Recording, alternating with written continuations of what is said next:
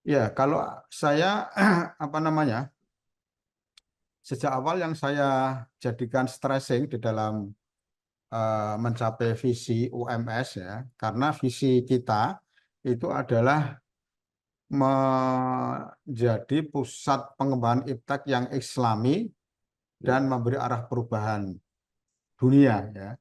ya, Jadi ada tiga kata kunci, iptek, Islami, dan ya, menjadi arah perubahan ya. Nah, yang menjadi arah perubahan ini kami buat instrumen untuk ya. menentukan menjadi arah perubahan itu adalah bahwa UMS menjadi world class. Jadi Hmm, sebenarnya tidak secara apa namanya implisit ya kata-kata world class itu, tetapi begitu kami maknai menjadi arah perubahan peradaban dunia ya, itu artinya bahwa UMS harus harus apa namanya harus eh, menjadi world class ya. Maka ya, saat itu kami tetapkan ada paling tidak ada 4 eh, transformasi ya. hmm. Transformasi di bidang akademik, transformasi di bidang SDM, transformasi di bidang digital, dan yang keempat adalah memperkuat hubungan kerjasama dengan luar negeri.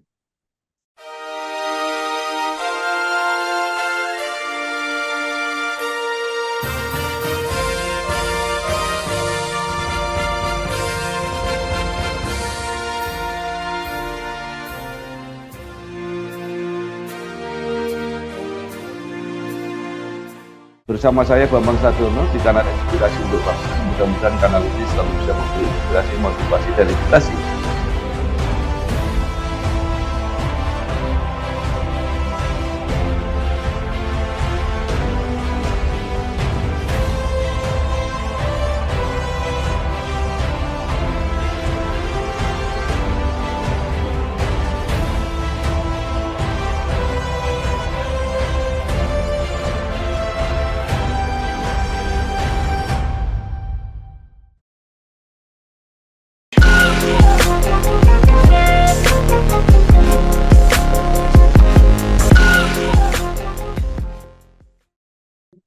Assalamualaikum warahmatullahi wabarakatuh. Bersama saya Bambang Sadiono di kanal Inspirasi untuk Bangsa. Mudah-mudahan kanal ini selalu bisa memberi inspirasi, motivasi, dan edukasi. Kami sedang mempersiapkan beberapa video wawancara untuk mendokumentasikan perguruan tinggi di Indonesia yang mencapai akreditasi unggul. Menurut rencana wawancara ini selain akan kami tayangkan juga akan kami bukukan. Saat ini saya sudah bersama dengan Profesor Dr. Sofyan Anif MSc. Beliau adalah Rektor Universitas Muhammadiyah Surakarta. Apa kabar, Prof? Alhamdulillah, baik, Pak Bambang. Assalamualaikum. Waalaikumsalam. Prof. Sofyan Anif lahir 25 Juni 1963, menyelesaikan S1 Biologi Lingkungan, S2 Magister Sains Ilmu Lingkungan di Universitas Gadjah Mada, kemudian pendidikan S3 Program Doktor Manajemen Pendidikan di Universitas Negeri Semarang, berkarir sebagai dosen di Universitas Muhammadiyah hingga menjadi guru besar, kemudian menjadi rektor untuk periode 2021-2025. Ini merupakan periode yang kedua. Nah, Prof mungkin bisa dilengkapi perjalanan karir yang mungkin ada yang terlewat atau ada hal yang sangat berkesan. Silakan, Prof. Ya. Assalamualaikum warahmatullahi wabarakatuh. Terima kasih Pak Bambang atas waktu yang disediakan untuk saya dalam rangka untuk bincang-bincang terkait dengan perkembangan UMS ke depan. Saya masuk UMS tahun 89. Ya. Kemudian diberi kepercayaan sebagai pejabat kepala pusat studi pendidikan, lingkungan, hidup dan sebagainya. Tetapi sejak tahun 2001 sampai 2005 Ya. kami diberi kepercayaan untuk menjadi ketua lembaga pengabdian pada masyarakat UMS ya. Setelah itu tahun 2005 sampai 2009, 2009 sampai 2013 Ya. menjabat sebagai Dekan Fakultas Keguruan dan Ilmu Pendidikan FKIP UMS. Tahun 2013 menjabat sebagai Wakil Rektor dan 2017 2001 menjadi rektor untuk periode yang pertama, 2001-2025 yang akan datang menjadi rektor untuk periode yang kedua. Jadi memang kalau kita melihat sejarah itu memang saya mulai dari nol ini ya. Ya. Dari jabatan yang paling rendah kemudian sampai puncak di rektor ya. Jadi mudah-mudahan ini memang menjadi satu apa inspirasi yang cukup ya dalam rangka untuk pengembangan karena eh, apa tahu betul kondisi Ya. luar dalamnya UMS dan kemudian kami pelajari kondisi eksternal, mimpi-mimpi untuk bisa mencapai sebuah perguruan tinggi di tingkat dunia itu semua sudah Ya. kita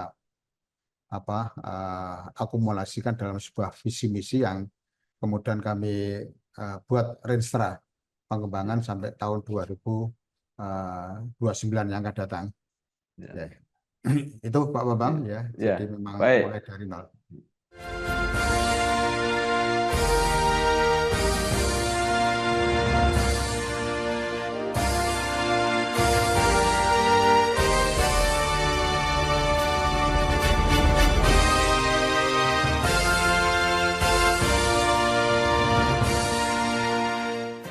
Baik, Prof.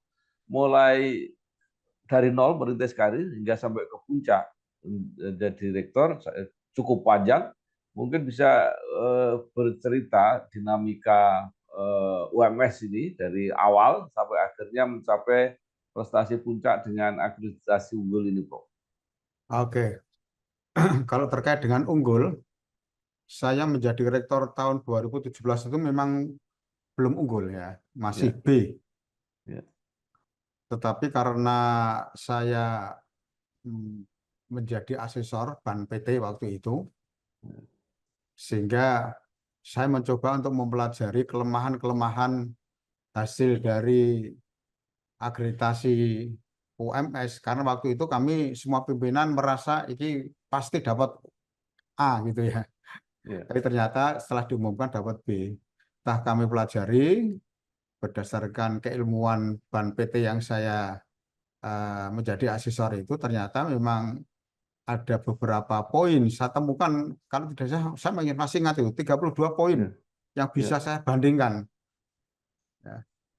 Dan atas persetujuan teman-teman asesor yang lain dan kita mengajukan banding kepada BAN PT dengan 32 poin yang saya anggap nilainya tidak adil gitu. Ya. Dan alhamdulillah diterima itu Ya. ajuan banding 32 poin pertanyaan itu yang kemudian oleh BAN PT ditetapkan yang bisa diterima hanya 28 item. Nah, setelah di visitasi ulang, di AL ulang, dan alhamdulillah itu biasanya kalau ada banding itu asesor yang diterjunkan adalah asesor yang independen, tidak Ya. lagi asesor yang lama ya. Dan alhamdulillah eh, yang semula kita dapat nilai 355, kemudian ada tambahan 11 poin sehingga 366 ya. Ya, jadi kita masuk kategori A waktu itu. Belum ada istilah unggul. Ya. Ya. Nah, kemudian sampai dengan tahun 2017, kemudian ada peraturan yang menyatakan bahwa ada konversi nilai A menjadi unggul itu kami lakukan pada tahun 2019. Ya. Nah, 2019 kita konversi dan alhamdulillah itu di disetujui karena segala persyaratan yang ada itu dari sisi SDM, dari Ya. sisi produktivitas jurnal, dari sisi pembelajaran, dari sisi apa namanya pendidikan dosen dan lain sebagainya. Ya, Akhirnya kami dinyatakan lolos konversi dari A menjadi unggul. ya, Jadi kami punya unggul itu sejak tahun 2019. ya. Di, Jadi kalau 2019 itu termasuk awal-awal ya awal-awal, akreditasi unggul. awal ya di Jawa Tengah itu baru pertama UMS. Eh, Jadi termasuk negeri. Negeri nah, pun waktu itu predikatnya masih A. ya, Swasta-swasta juga yang masih A ya. Jadi kami ada semacam penghargaan dari Kopertis waktu itu ya, saat transisi dari Kopertis menjadi LLDT dan diumumkan oleh ya. Kepala LLDT bahwa satu-satunya perguruan tinggi yang sudah mendapatkan predikat sebagai predikat unggul itu adalah Universitas Muhammadiyah Surakarta.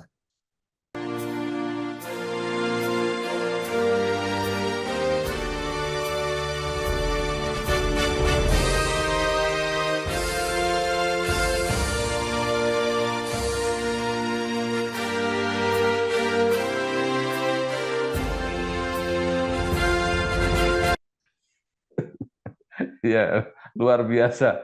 Eh, Lalu apa, Prof, yang menjadikan UMS begitu istimewa dan akhirnya mencapai akreditasi unggul yang pertama di Jawa Tengah?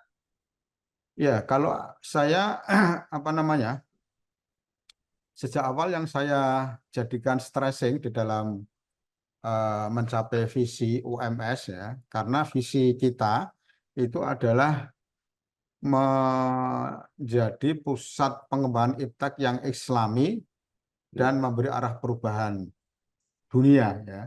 ya, Jadi ada tiga kata kunci, iptek, Islami, dan ya, menjadi arah perubahan ya.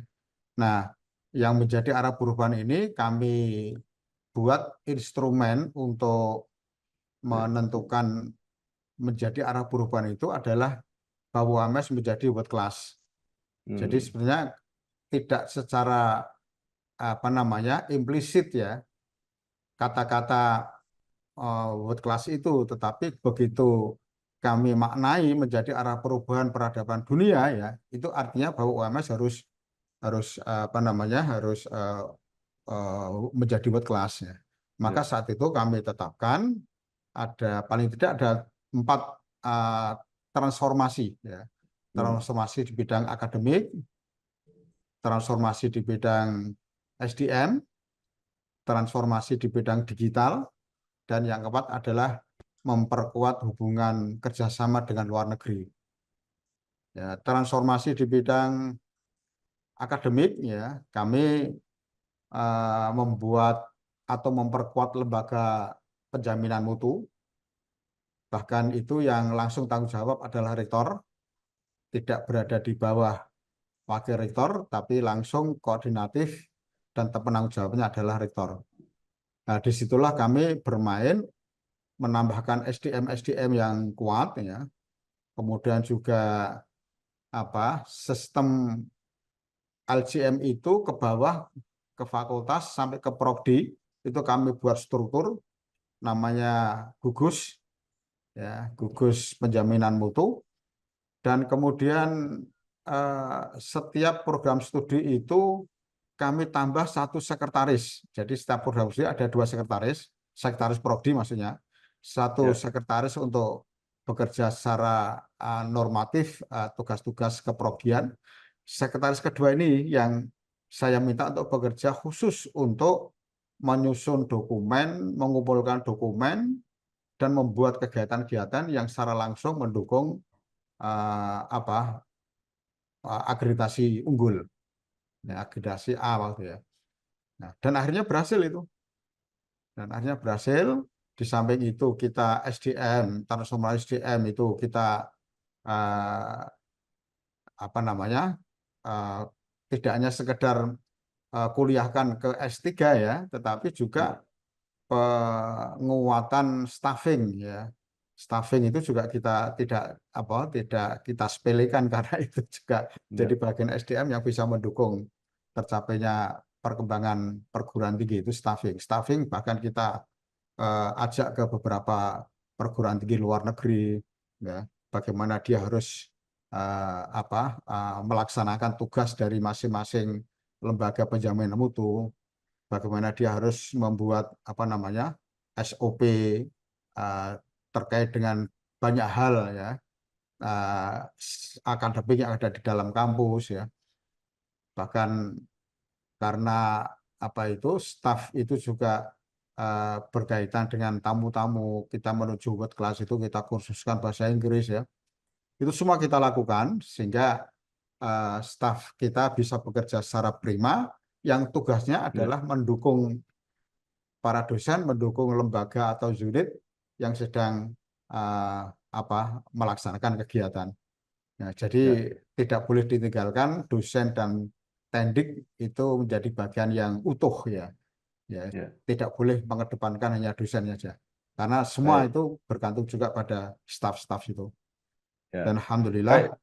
Ya, digital juga termasuk. Nah, alhamdulillah ini akhirnya kita sudah 82% ya ya. prodi kita yang sudah menyandang predikat unggul, ya.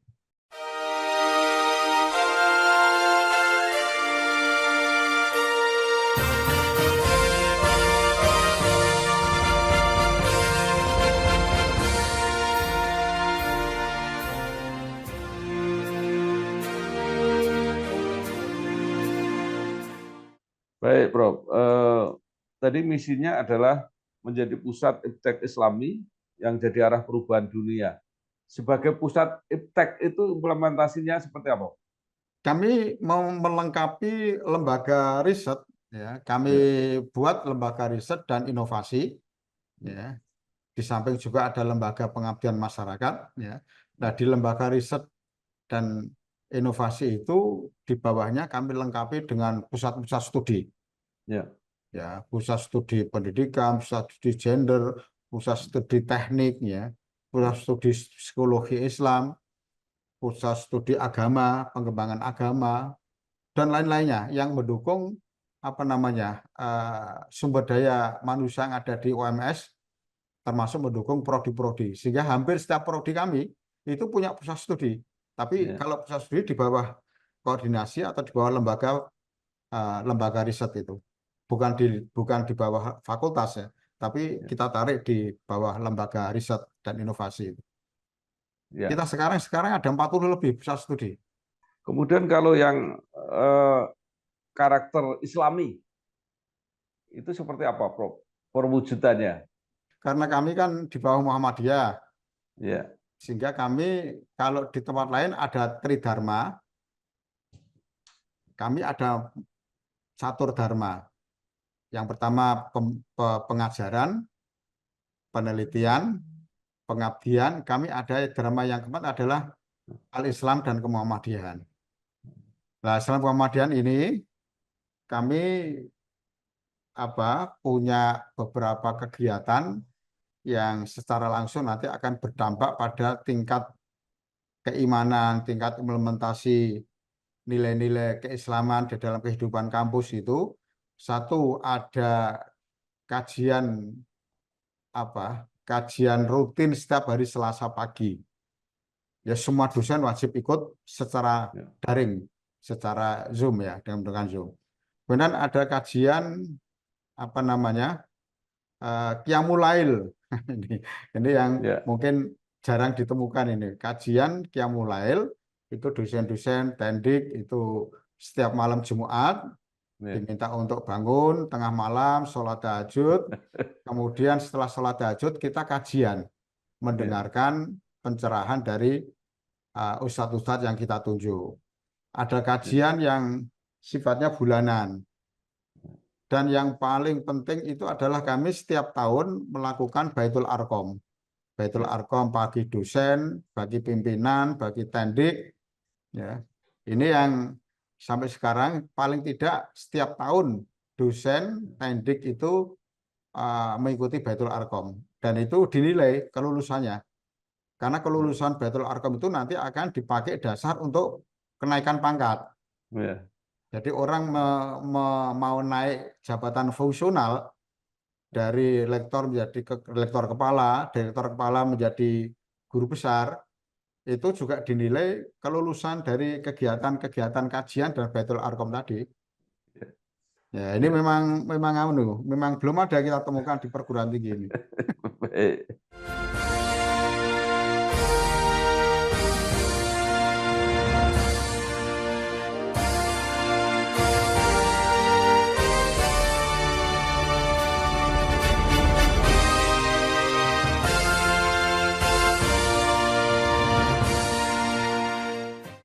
Baik, Prof. Nah, kemudian kalau diwujudkan di dalam student body, Prof. Artinya bentuknya seperti apa? Jadi misalnya jumlah mahasiswa, kemudian program studi, kemudian alumni, keberadaan dosen dan sebagainya seperti apa, Prof, saat ini? Ya, jadi alhamdulillah ini Mas Bambang, Ya, ketika kami memberikan kebijakan terkait dengan visi Islami tadi, ya, itu secara langsung dan tidak langsung mampu memberikan meningkatkan motivasi para dosen, meningkatkan semangat para dosen teknik untuk mengabdi kepada UMS dengan cara kajian-kajian dan Baitul Arqam tadi. Sehingga saya rasa ini hal yang sangat fundamental. Bahkan sekarang terbentuk satu kultur, ya, satu kebiasaan di dalam kehidupan lingkungan kampus itu. Ketika ada suara azan, mereka meninggalkan pekerjaan, semua sholat di masjid. Efektivitas pembelajaran itu dosen semakin sadar bahwa datang tepat, gitu. Kemudian waktunya berhenti juga berhenti, selesai. Banyak dosen yang sudah tidak lagi bolos. hmm, Dulu itu sering di jurnal absennya itu lengkap, tapi ya, ternyata banyak banyak nggak nyampe 50%. Ada juga baru hmm, ngajar 5, 4, 5, 6 kali itu sudah diisi jurnalnya lengkap. Nah, hmm, tapi sekarang tidak ada kita temukan seperti itu karena hmm, melalui pencerahan-pencerahan keagamaan ya, Muhammadiyah itu, ya, termasuk juga motivasi mereka membangun Muhammadiyah, membangun kebutuhan untuk ikut memberikan kontribusi terhadap pengembangan institusi itu sangat besar. Itu yang saya ya, senang itu. Nah, ya, kemudian terbukti IMO yang mendaftar itu selalu meningkat. hmm, Ya, jadi saya juga kadang-kadang sampai ditelepon teman-teman perguruan tinggi swasta yang lain, Prof, sudah Prof, ditutup gitu ya. ya, Padahal kami punya target setiap tahun itu sekitar 9.000, ya, ya, 10.000 dengan pasca sarjananya S2 dan ya, S3. ya, Tapi yang bisa kita lihat itu animo setiap pendaftaran tahun-tahun itu dari tahun-tahun itu meningkat jumlah pendaftarnya. ya, Ya, ini nanti tahun ini itu kira-kira bisa sampai 56.000 pendaftar. Ya, yang kami ambil hanya 9 ribuan itu. Ya. Nah, otomatis kalau jumlah mahasiswa kami sekarang sudah 40 ribuan, ya, 41.000, ya. Ini kepotong yang kemarin wisuda. Tapi biasanya kalau tahun ajaran baru seperti ini ya sekitar 41, 42 ribu itu. Ya, otomatis kebutuhan dosen kami meningkat, ya. Ini kami sudah punya lebih dari 800 dosen, tandiknya 500-an, ya, sehingga hampir 1.400, ya, dosen dan tendik yang ada di UMS itu. Nah, komitmen dosen yang saya rasa tadi setiap kali ya, kita menerima dosen, dan sekarang dosen kami kalau kami menerima itu kami prioritaskan sudah S3. hmm, Untuk menambah jumlah S3 kami, meskipun juga masih ada yang S2 kita terima, tetapi prioritas perbandingannya yang kami terima ya, itu lebih banyak yang sudah S3. Ya. Kami punya alumni sekitar 200.000 lebih, hmm, karena UMS berdiri tahun 58, Pak Bambang. ya, Ya, dari mahasiswa S1, S2, S3, termasuk mahasiswa vokasi, termasuk mahasiswa PLPG atau PPG yang jadi guru itu. Ya, kami punya kota setiap tahun itu, tiap angkatan itu 1.500 guru-guru yang dititipkan ke UMS untuk melakukan pendidikan guru PPG itu. Ya. Jadi kalau total sekarang ya apa namanya 200.000 lebih alumni kita, sementara mahasiswa aktif ya sekitar 41.000 itu. Eh, Kalau alumni-alumni yang menonjol dari UMS mungkin bisa disebutkan. Saya rasa merata itu, Oh, ya. ada yang jadi bupati, ada yang jadi sekarang itu ketua alumninya itu Mas Adit itu pengawas BPJS, pengawas BPJS. Ada yang jadi apa jenderal ya, meskipun baru berbintang 2 ya. Ada yang menempati posisi penting di Kementerian Pendidikan, ya. Ada yang jadi dirjen, ya. Mas Temu Ismail itu menjadi dirjen guru dan tendik di Kementerian Pendidikan, itu lamun dari pendidikan matematik, ya. Ada yang di perusahaan-perusahaan besar, ya. Ada juga yang swasta tetapi sudah memiliki CV yang besar, ya. Ya. Dan merata itu saya rasa. Ya. Jadi ketika kami melakukan temu alumni itu ya kalau diidentifikasi merata ya, dari berbagai jenis pekerjaan. Tentu yang Ya. paling banyak karena kita unggul awalnya itu di FKIP, karena cikal bakalnya UMS itu adalah FKIP. Nah, yang paling banyak itu menjadi guru, kepala dinas gitu ya.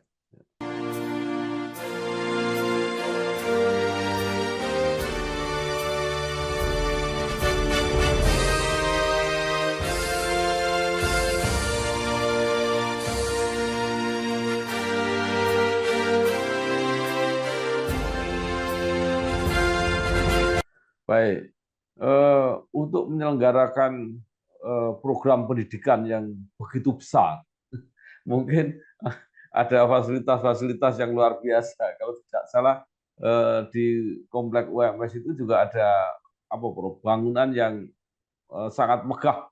Mungkin bisa diceritakan, Bro. Oh ya, editorium itu maksudnya ya. Iya, Memang betul ya. Jadi kita itu memang harus bisa memberikan layanan pada mahasiswa dan barangkali itu yang menjadi pertimbangan mahasiswa. Dulu saya itu pernah berpendapat bahwa apa keberadaan gedung-gedung yang bagus, ya, fasilitas-fasilitas yang lengkap itu akan memancing mahasiswa untuk masuk ya, kuliah di situ. Ternyata ya betul, ya, tanpa ya, melihat akreditasi prodinya. ya, Tapi sekarang sudah berubah, Pak Bang. Sekarang ya, berubah. Mahasiswa semakin pandai, itu meskipun gedungnya megah, ada ya, fasilitas-fasilitas yang lain, tetap mahasiswa sekarang itu yang dibidik itu adalah yang punya akreditasi unggul. ya, Itu sebuah realitas ya, dan ini ya 4-5 tahun yang baru-baru ini itu sudah ada perubahan pemikiran ya, mahasiswa, pertimbangan untuk memilih sebuah perguruan tinggi itu. Jadi kalau Pak Bambang mengidentifikasi perguruan tinggi unggul itu memang betul itu. Itu karena ya, menjadi bahan pertimbangan masyarakat ya ketika akan memilih perguruan tinggi. Kalau di UMS itu memang banyak gedung karena kita punya luas lahan sekitar 48 hektar, kampus 1, 2, 3 itu. Kemudian juga sudah punya kampus di kota Solo maksudnya, kalau yang sebagian besar ada di Kabupaten Sukoharjo. Nah, kemudian saya membangun terakhir itu editorium. ya, Editorium adalah sebuah tempat untuk convention ya, untuk pertemuan, termasuk juga untuk olahraga, tapi yang awalnya kita gunakan untuk wisuda. Ya, wisuda. dan itu bisa berkapasitas 10.000 gedung itu, yang kita beri nama Gedung Editorial Muhammad Kiai Haji Ahmad Dahlan. Dan alhamdulillah itu kalau tidak salah itu kampus, gedung olahraga kampus yang paling besar ini, ya, yang paling besar. Saya rasa termasuk perguruan tinggi negeri, UGM aja masih kalah besarnya, karena Ya. kita kapasitas 10.000, karena waktu itu kami bangun untuk kegiatan muktamar, ya, muktamar Muhammadiyah yang ke-48, tempatnya di gedung editorium itu.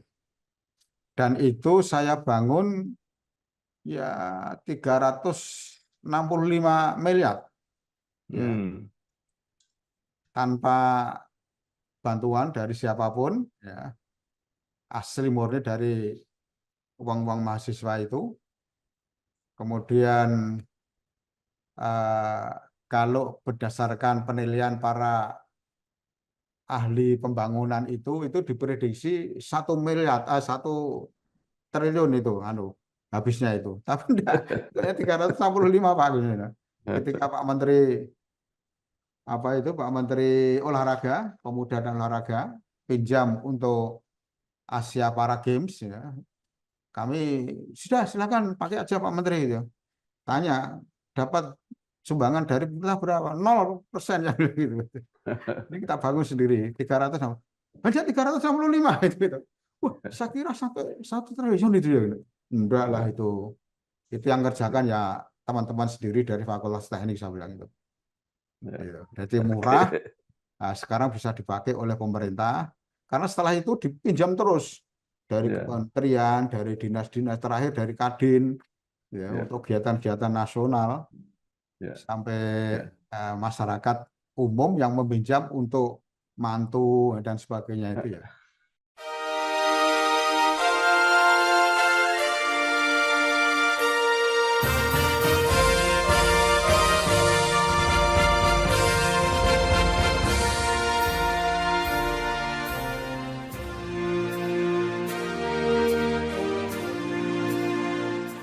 Baik, Bro. Sekarang apa yang direncanakan oleh UMS untuk berpartisipasi menyumbangkan sumber daya manusia untuk menyongsong Indonesia Emas Ya, 2045? ya, bagus ini. Jadi saya tetap komitmen bagaimanapun. Saya tuh merasa ini, Mas Bambang, saya cerita sedikit ya. Ketika di Cina, saya agak lama di sana, belajar tentang sistem pendidikan di sana. Sebulan lah saya di sana.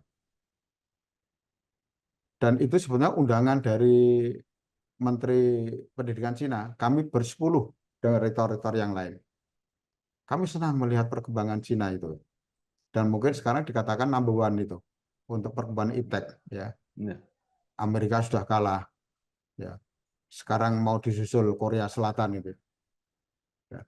Tapi pada saat kami berdialog dengan Pak Menteri itu mengatakan begini, kalau Indonesia mau seperti Cina sekarang ini, maka butuh waktu kira-kira 35 years, 35 tahun lagi. Saya kemudian, apa iya saya bilang itu. Kalau iya ya kan berarti kondisi SDM kita, karena untuk menjadi negara maju, negara yang berkembang itu sangat dibutuhkan SDM. Pilar yang paling utama itu adalah Ya. SDM. Ya. Dan SDM pasti tidak bisa meninggalkan pendidikan. Maka begitu saya pulang itu, bagaimana cara UMS untuk bisa merubah image branding tadi Pak Menteri Pendidikan Cina yang katanya masih butuh 35 tahun lagi. Apakah itu kemudian waktu itu disesuaikan dengan Indonesia Emas, ya, Ya. tahun 2045? Tapi saya enggak. Ya. Ya. Maka itu saya sebelum pandemi COVID itu. Ya. Begitu pulang beberapa saat baru ada pandemi COVID. Nah, kemudian kami dengan beberapa rektor di Tas Muhammadiyah mencoba untuk menggagas paling utama semua perguruan tinggi Muhammadiyah yang besar-besar utamanya harus berpikir untuk mencetak sumber daya yang unggul yang dipersiapkan untuk tahun 2045. Maka kami buat sistem kurikulum lagi, berubah kami kurikulum. Kurikulumnya itu kita lebih banyak kepada apa namanya pendidikan di luar kelas. Jadi sebelum ada Merdeka Belajar Pak Bambang ini, Merdeka Belajar belum diberlakukan, tapi kami sudah punya mahasiswa fakultas tertentu harus magang di luar negeri. Kami sudah waktu itu. Kami membuka double degree. Dan sekarang sudah berjalan kira-kira 5 tahun. Double degree kami dengan Inggris, dengan yang paling banyak Korea Selatan ya, kemudian dengan Australia. Bahkan kami menggagas pendidikan tinggi di Malaysia. Yang sekarang sudah berdiri Universitas Muhammadiyah Malaysia itu.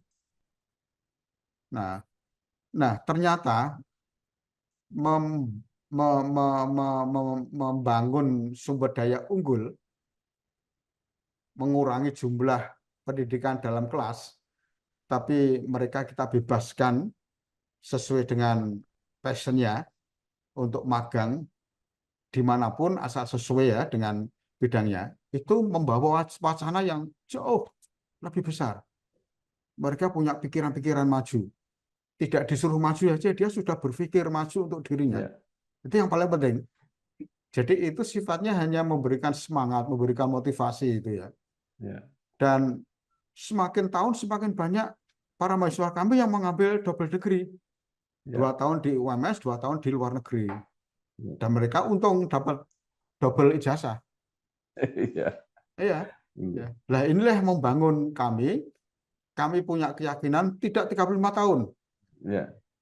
Maka kami kembali lagi ke Cina. Saya katakan dulu waktu pertama seperti ini yang kedua. Kami yakin Indonesia tidak sampai 30 tahun akan bisa menjadi negara seperti Cina sekarang ini. Nah, jadi itu yang kami jadikan sebagai baseline nanti kesiapan kita untuk menuju 2045 Indonesia Emas itu.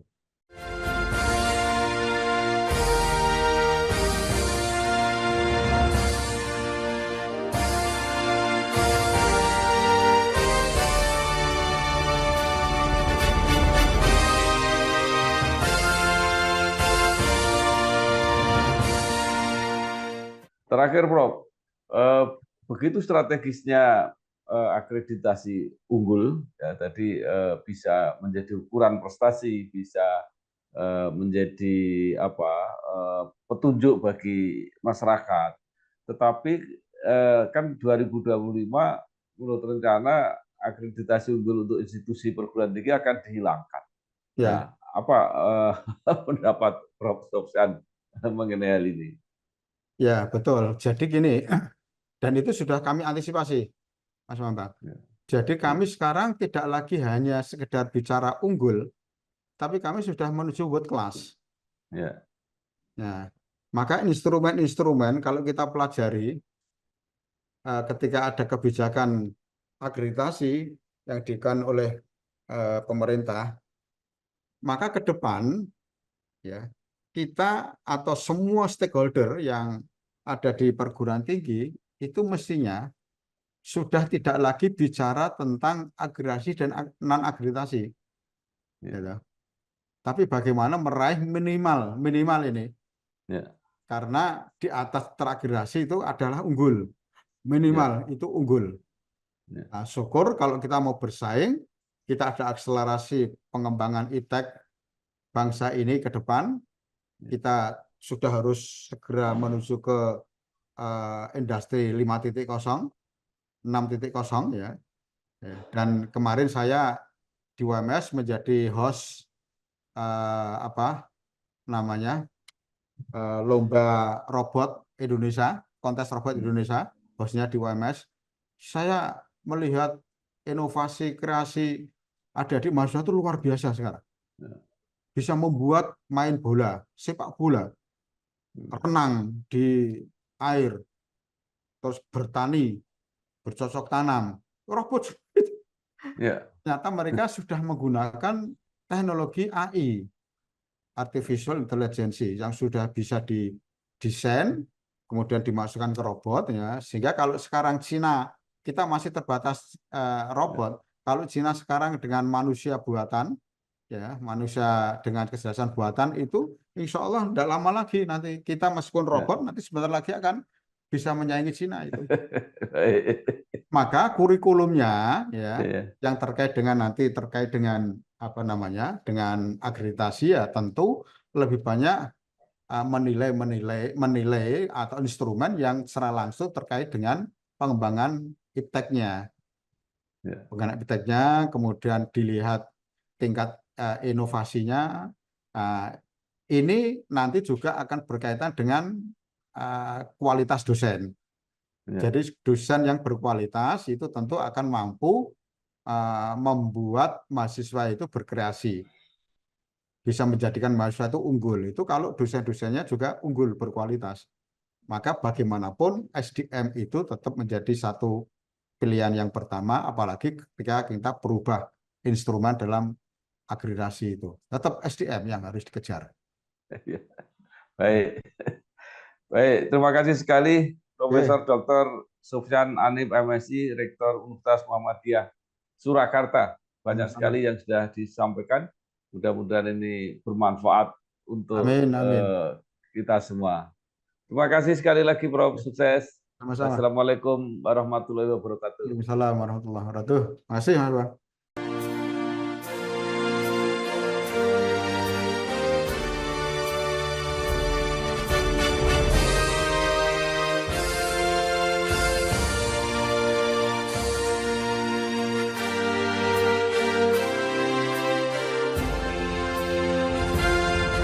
Bersama saya Bambang Sadiono di kanal Inspirasi untuk Bangsa. Mudah-mudahan kanal ini selalu bisa memberi inspirasi, motivasi, dan edukasi